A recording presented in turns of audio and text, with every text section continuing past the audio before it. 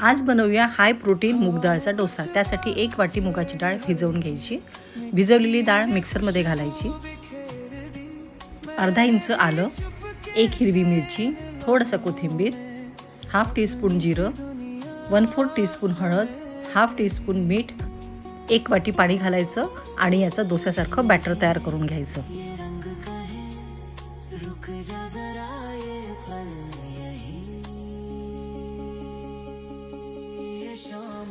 आता याचे आपण डोसे बनवून घेऊया।